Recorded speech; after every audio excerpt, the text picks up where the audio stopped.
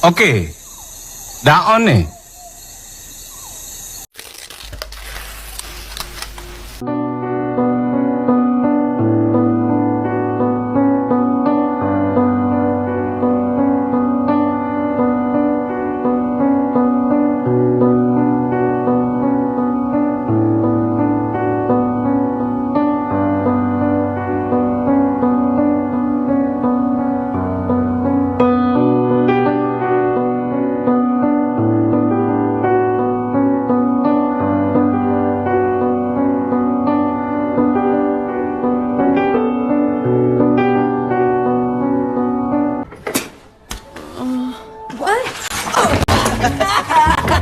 What's going on back there? It's disgusting! Adam, what's the problem?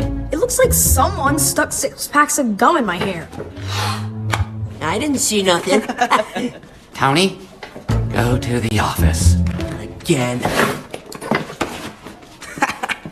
Ow! You're dead, snitch.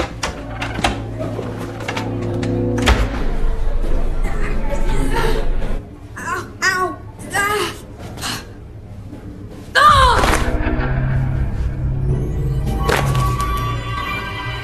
Holy crap! What's happening to me?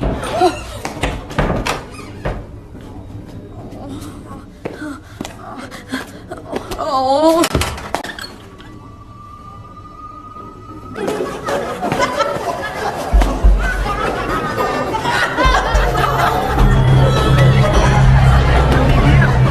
Look at his shoes! What?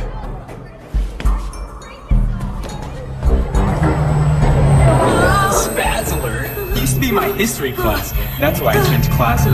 He's got like no friends. Hey, Adam, are you okay? Don't run. I don't fight. What are you doing, snitch? Leave me alone.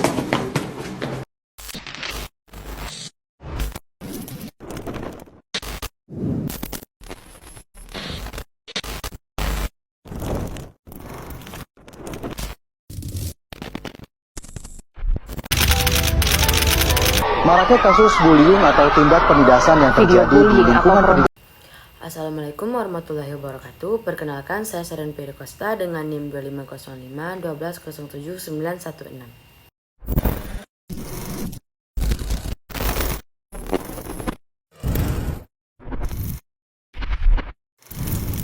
Baiklah, pada kesempatan kali ini kita akan membahas kasus yang sering terjadi di lingkungan sekolah maupun media sosial, yaitu meningkatnya kasus bullying di kalangan remaja.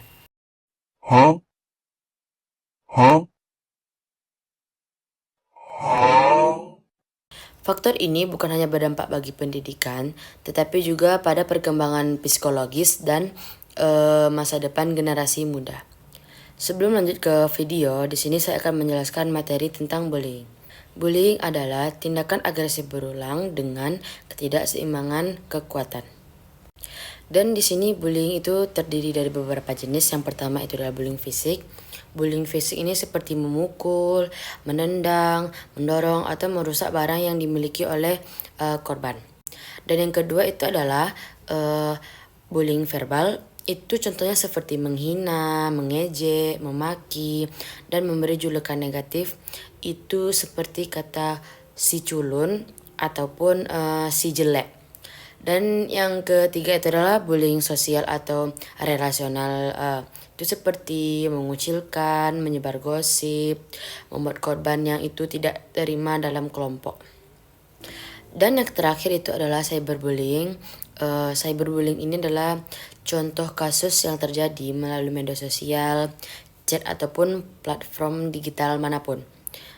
Cyberbullying ini adalah bentuk yang paling sering terjadi karena remaja itu sangat aktif di media sosial ataupun internet manapun. Semua bentuk bullying yang sudah saya jelaskan tadi itu dapat menimbulkan dampak serius bagi perkembangan peserta didik. Selanjutnya yaitu dalam kajian landasan pendidikan ada beberapa faktor yang menyebabkan meningkatnya kasus bullying. Yang pertama itu adalah faktor keluarga, yaitu faktor landasan psikologis dan sosiologis. Keluarga yang kurang memberikan perhatian ataupun penerapan disiplin yang salah, konflik dalam rumah tangga, itu dapat membentuk perilaku agresif pada remaja. Dan yang kedua itu adalah faktor sekolah. Faktor sekolah itu adalah landasan pedagogis. Lingkungan sekolah yang tidak memiliki sistem pengawasan dan manajemen kelas yang baik, itu dapat memicu terjadinya atau munculnya kegiatan bullying pada siswa dan siswa. Dan yang ketiga itu adalah faktor teman sebaya ataupun sesama teman atau sahabat yang sering terpengaruh oleh kelompok, terutama kelompok yang memberikan tekanan untuk menunjukkan kekuatan. Dan yang keempat itu adalah pengaruh media sosial ataupun pengaruh pada media digital, seperti itu konten yang mengandung kekerasan atau hinaan yang dianggap seperti hal biasa sehingga remaja dapat meniru kejadian tersebut. Dan yang kelima itu adalah kurangnya pendidikan karakter dan nilai moral. Jika semua sifat tersebut itu tidak ada, maka perilaku kekerasan itu akan mudah muncul. Adapun dampak tersendiri bullying ini untuk remaja. Yang pertama itu adalah dampak psikologis. Dampak psikologis ini dapat menyebabkan seseorang itu mengalami stres, cemas, depresi atau merasa tidak berharga untuk bagi dirinya sendiri. Bahkan dapat menyebabkan trauma dengan jangka panjang. Yang kedua itu adalah akademik prestasinya itu menurun. Atau seperti malas sekolah, bahkan putus sekolah karena merasa lingkungannya itu tidak aman. Dan yang ketiga itulah dampak sosial. Dampak sosial ini adalah korban menjadi sulit untuk menarik diri atau sulit bersosialisasi dan kehilangan rasa percaya diri untuk berbicara ataupun berinteraksi dengan orang lain. Dan yang keempat itu adalah dampak fisik. Itu seperti sakit kepala, gangguan tidur, hingga penurunan imun pada tubuh. Jika ini terbentuk dalam jangka panjang, korban bullying memiliki risiko tinggi mengalami depresi berat, bahkan juga tindakan yang lebih ekstrim itu adalah seperti bunuh diri ataupun menyakiti dirinya sendiri. Dan di sini saya akan menjelaskan peran pendidikan dalam mengatasi kasus bullying. Salah satu tujuan pendidikan itu adalah membentuk manusia yang berkarakter yang baik, berakhlak dan mampu hidup harmonis. Maka pendidikan di sini itu adalah memiliki peran penting ataupun besar dalam mencegah kasus bullying ini. Yang pertama itu adalah pendidikan mampu menanamkan nilai empati, tanggung jawab, dan rasa hormat sejak dini. Dan yang kedua itu adalah pendekatan pedagogis yang humanis atau seperti menjadi guru teladan dalam komunikasi yang baik, menghargai peserta didik, dan mampu mengolah konflik yang sedang terjadi.